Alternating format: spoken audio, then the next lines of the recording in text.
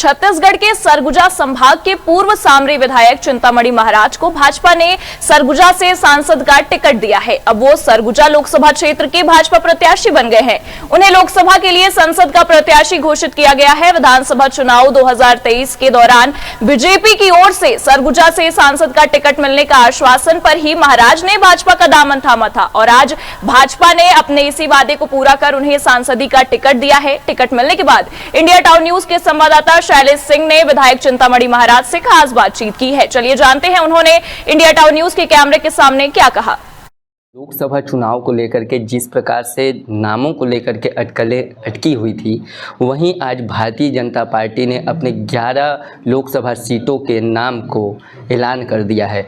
वहीं छत्तीसगढ़ की राजनीति में अगर सबसे अहम माना जाता है तो वो सरगुजा संभाग, क्योंकि यही वो एक ऐसा संभाग है जहां से छत्तीसगढ़ की राजनीति का भविष्य तय होता है और इसी संभाग से इस बार लोकसभा की सीट के लिए सांसद के लिए चिंतामणि महाराज को चुना गया है। चलिए हमारे साथ हैं चिंतामणि महाराज जी, हम उन्हीं से सीधे तौर पे जानते हैं कि अब जब उनका नाम सामने आ चुका है और भाजपा में प्रवेश करते ही सबसे पहले उनको एक प्रकार से उपहार कहा जाए उपहार के तौर पर संसद की सीट मिली है। कैसे देखते हैं जी? सबसे पहले आपका इंडिया टाउन न्यूज़ में स्वागत है। कैसे देखते हैं अब कि अब संसद का टिकट भी मिल गया है और किस प्रकार से अब जनता के सामने आ पाएंगे?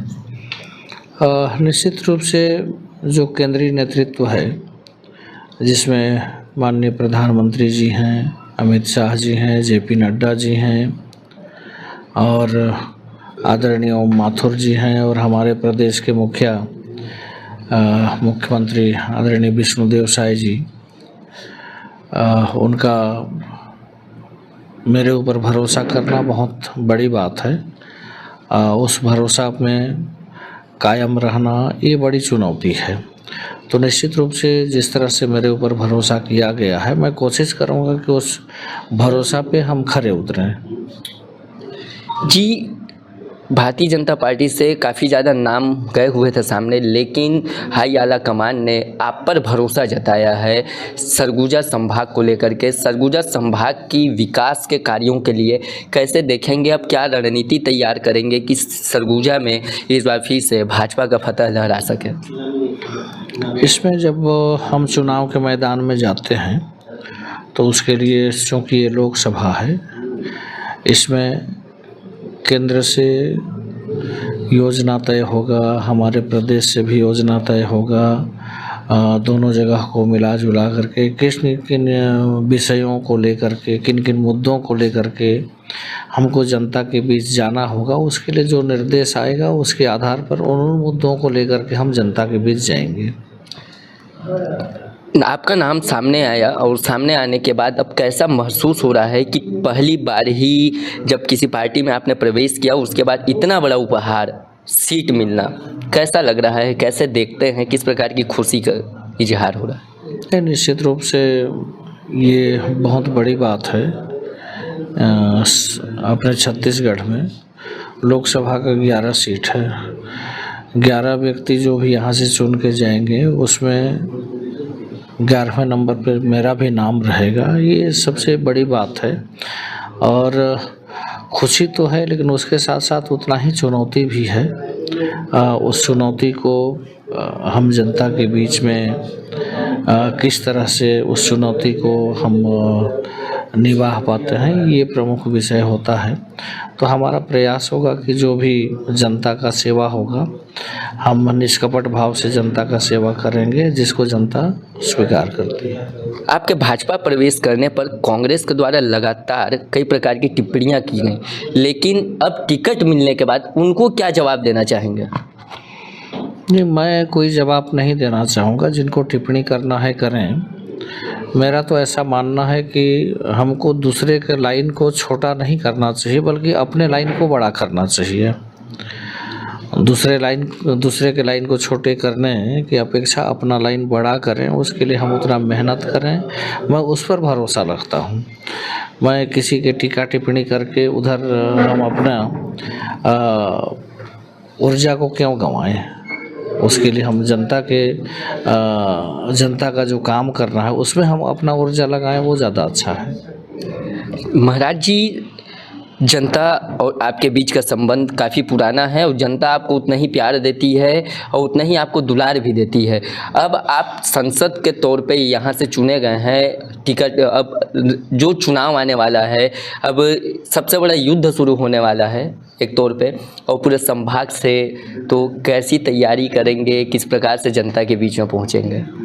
अब इसके लिए हमारे जो पार्टी के पदाधिकारी हैं उनके पास बैठ कर के, हमारे कार्यकर्ता हैं उनके बीच बैठ कर के और योजना बनाएंगे कि किस तरह से हमको रणनीति बनाना चाहिए और उसके आधार पर हम काम करेंगे।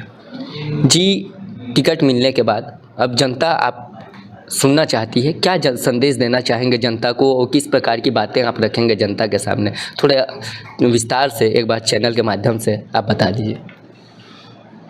नहीं, हम तो जो भी लोकसभा क्षेत्र के मतदाता हैं उनसे हम आग्रह करेंगे कि हम आपके दुख सुख में हम खड़ा रहेंगे और आपका जो भी बन सकेगा हमसे हम सेवा करेंगे और जो भी विषय होगा जो उस क्षेत्र के विकास के लिए जो योजना लाने का आवश्यकता होगा उसके लिए हम वहाँ लोकसभा में बैठ कर के बात करेंगे और क्षेत्र का ज़्यादा से ज़्यादा विकास हो उसके लिए हम काम करेंगे। इसमें मेरे को लगता है रोड, बिजली, सड़क ये सब तो होता है, ये भी महत्वपूर्ण है, लेकिन हमारा जो ये क्षेत्र है या हमारा छत्तीसगढ़ जो है ये किसानों का प्रदेश है। हम किसान को यदि पानी उपलब्ध करा देते हैं तो निश्चित रूप से बाकी व्यवस्था किसान करके और अपना आर्थिक स्थिति को ठीक कर सकते हैं। तो हमको ऐसा व्यवस्था करना चाहिए कि सिंचाई का व्यवस्था हम ज़्यादा से ज़्यादा सभी क्षेत्रों में करें, जिससे हमारे किसान जिनके कारण हम इस चुनाव में जा रहे हैं उनके लिए वो व्यवस्था करके और उनको आर्थिक रूप से हम सबल बनाएं, इसके लिए हम ज़्यादा फोकस करेंगे।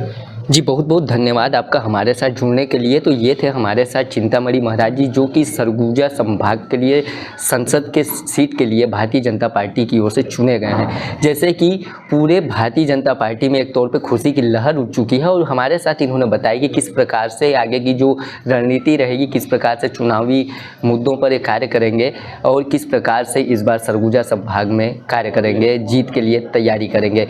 मैं शैलेश सिंह, कैमरा पर्सन यूसुफ के साथ, इंडिया टाउन न्यूज़, सरगुजा।